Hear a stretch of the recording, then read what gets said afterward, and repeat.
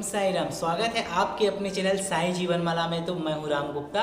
तो दोस्तों, अब आगे का अध्याय साई सच्चरित्र के आगे का अध्याय आज मैं आप लोगों को सुनाने जा रहा हूँ। तो उससे पहले अगर आप सभी साई जीवन माला के इस YouTube चैनल पे नए हैं तो जल्दी से सब्सक्राइब कर लीजिए, बेल आइकन को ऑन कर दीजिए और आप भी साई सच्चरित्र के पाठ में जुड़कर अपने जीवन में आ रही और इस संसार में आ रही परेशानी को दूर करने के लिए प्रार्थना करें, ध्यान करें और बाबा को मनाएं कि बाबा हम सभी मिलकर आपके साई सच्चरित्र इस महाग्रंथ का पाठ कर रहे हैं। इस भयानक कोरोना वायरस से संसार को मुक्त करो बाबा और रक्षा करो, सभी जीव जंतु की रक्षा करो।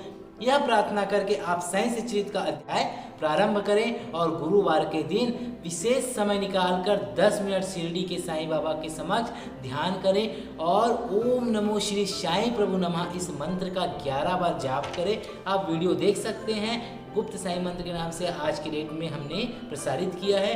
तो आप उस वीडियो को देखें और 10 मिनट प्रार्थना करें हमारे उन अधिकारियों के लिए, हमारे उन स्वास्थ्य अधिकारियों के लिए, हमारे पुलिस भाइयों के लिए, हमारे सफाई कर्मियों के लिए, सभी जो तन मन से भिड़े हुए हैं भारत को बचाने के लिए। असली योद्धा तो ये वो वही हैं जो इतने विकट काल में अपने परिवार के साथ साथ अपने भारत की रक्षा के लिए, हम सभी की रक्षा के लिए दिन भर अपनी सेवा दे रहे हैं। मैं हृदय से उनका साधुवाद करना चाहूँगा और बाबा से प्रार्थना करूँगा बाबा उन्हें इतनी शक्ति दे कि वह संसार में आ रही इस परेशानियों को दूर करने में अपनी अहम भूमिका निभा सके और सभी के परिवार की आप रक्षा करना। तो चलिए साई सच्चरित्र का अध्याय 6 उर्स का रामनवमी के त्योहार में समन्वय। सब कार्यक्रम इसी तरह उत्तम प्रकार से चलता रहा और मेले का महत्व सने सने बढ़ता ही गया। सन 1911 में एक परिवर्तन हुआ।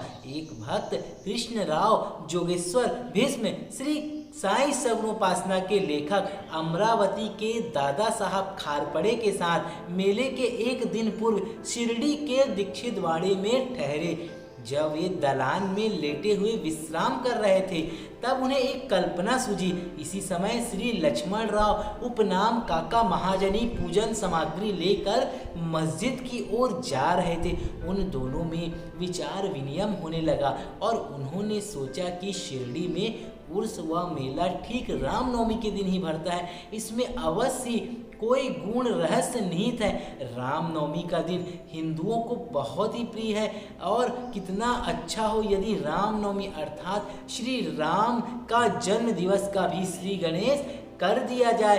काका महाजनी को यह विचार अति रुचिकर प्रतीत हुआ।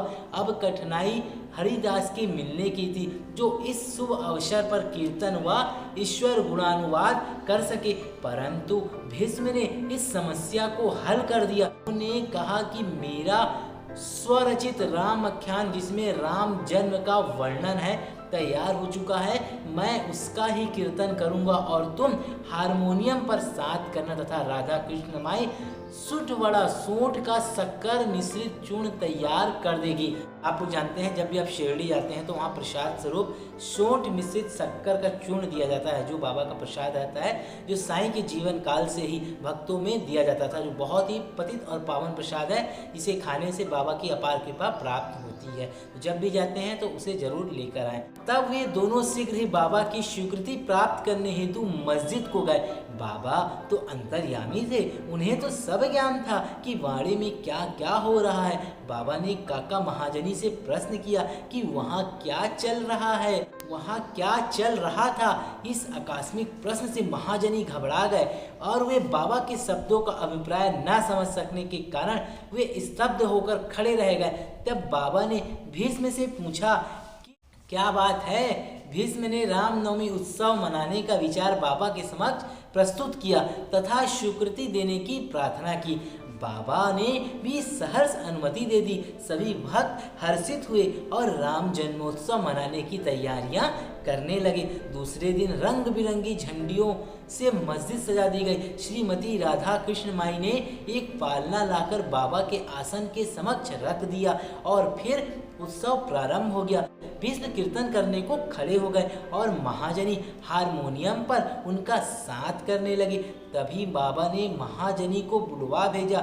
यहाँ महाजनी शंकित थे कि बाबा उत्सव मनाने की आज्ञा देंगे भी या नहीं, परंतु जब ये बाबा के समीप पहुँचे तो बाबा ने उनसे प्रश्न किया, यह सब क्या है, यह पालना क्यों रखा गया है? महाजनी ने बतलाया कि रामनवमी का उत्सव कार्यक्रम प्रारंभ हो गया है और इसी कारण यह पालना यहाँ रखा गया है। बाबा ने निरंबर पर से 2 हार उठाए, उनमें से एक हार तो उन्होंने काका जी के गले में डाल दिया और तथा दूसरा भीष्म के लिए भेज दिया।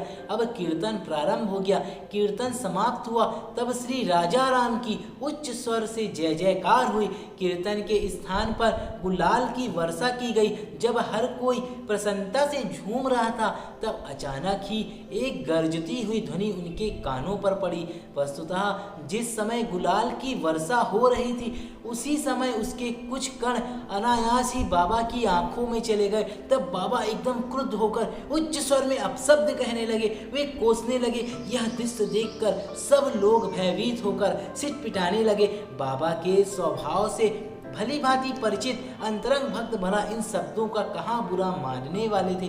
बाबा के इन शब्दों का वाक्यों का उन्होंने आशीर्वाद समझा। उन्होंने सोचा कि आज राम का जन्मदिन है, अतः रावण का नाश एवं अहंकार एवं दुष्ट प्रवृत्ति रूपी राक्षसों के संहार के लिए बाबा को क्रोध उत्पन्न होना सर्वथा ही उचित है। इसके साथ साथ उन्हें यह विदित था कि जब कभी भी शिरडी में कोई नवीन कार्यक्रम रचा जाता था तब बाबा इसी प्रकार क्रोधित हो जाया करते थे।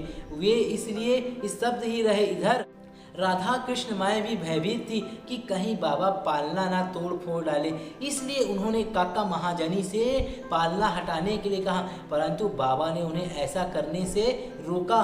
कुछ समय पश्चात बाबा शांत हो गए और उस दिन की महापूजा और आरती का कार्यक्रम निर्विघ्न ही समाप्त हो गया। उसके बाद काका महाजनी ने बाबा से पालना उतारने की अनुमति मांगी, परंतु बाबा ने अस्वीकृत करते हुए कहा कि अभी उत्सव संपूर्ण नहीं हुआ है। अगले दिन गोपाल काला उत्सव मनाया गया, जिसके पश्चात बाबा ने पालना उतारने की आज्ञा दे दी। उत्सव में दही मिश्रित पोहा एक मिट्टी के बर्तन में लटका दिया और का कीर्तन समाप्त होने पर वह बर्तन फोड़ दिया जाता और प्रसाद के रूप में वह पोहा सभी को वितरण कर दिया जाता, जिस प्रकार श्री कृष्ण ने ग्वालों के साथ किया था। रामनवमी उत्सव इसी तरह दिन भर चलता रहा। जिस दिन के समय में 2 ध्वजों का जुलूस और रात्रि के समय में चंदन का जुलूस बड़ी धूमधाम और समारोह के साथ निकाला गया। इस समय के पश्चात ही उर्ष रामनवमी के उत्सव में परिवर्तित हो गया। अगले वर्ष सन 1912 से रामनवमी के कार्यक्रमों की सूची में वृद्धि होने लगी। श्रीमती राधा कृष्ण माई ने चैत्र की प्रतिपदा से नाम सप्ताह प्रारंभ कर दिया। लगातार दिन रात 7 दिन तक भगवत नाम लेना नाम सप्ताह कहलाता है। सब भक्त इसमें बारी बारी से भाग लेते हैं। वे भी प्रातःकाल सम्मिलित हो जाया करती थी। देश के सभी भागों में रामनवमी का उत्सव मनाया जाता है, इसलिए अगले वर्ष हरिदास के मिलने की कठिनाई पुनः उपस्थित हुई, परंतु उत्सव के पूर्व ही यह समस्या हल हो गई। 5-6 दिन पूर्व ही श्री महाजनी की बाला बुआ से अकस्मात भेंट हो गई। बाला साहब बुआ साहब आधुनिक तुकाराम के नाम से प्रसिद्ध थे। इस वर्ष कीर्तन का कार्य उन्हें ही सौंपा गया। अगले वर्ष सन 1913 में श्री हरिदास सतारा जिले के बाला बुआ सतारकर बृहद सिद्ध के कवटे ग्राम में प्लेग का प्रकोप होने के कारण अपने गांव में हरिदास का कार्य नहीं कर सकते। वर्ष वे शिरडी में आए।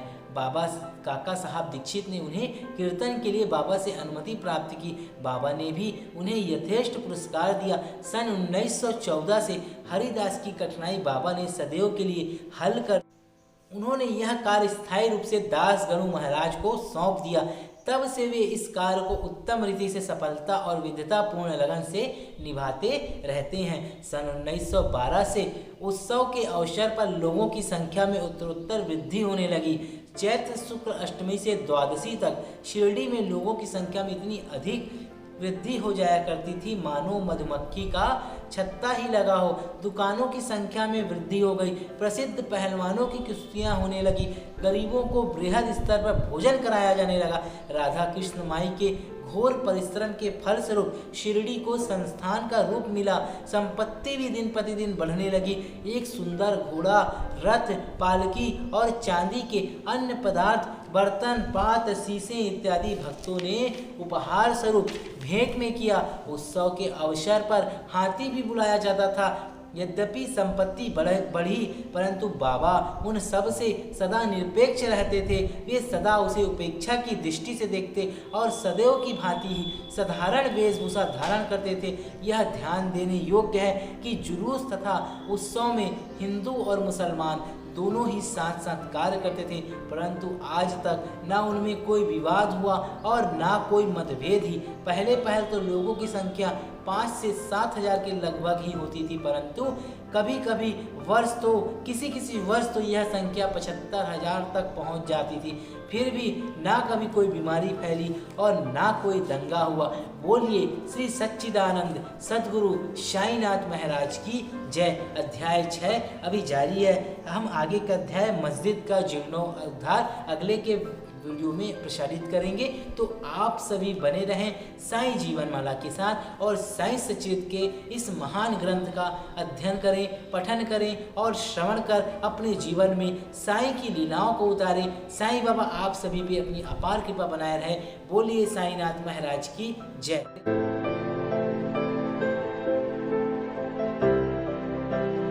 इस वीडियो ने अगर आपके दिल को छुआ हो तो आप हमारे YouTube चैनल को सब्सक्राइब करें तथा बेल आइकन को ऑन कर लें। लाइक करें, कमेंट करके जरूर बताएं कि आप सभी को यह वीडियो कैसा लगा। धन्यवाद।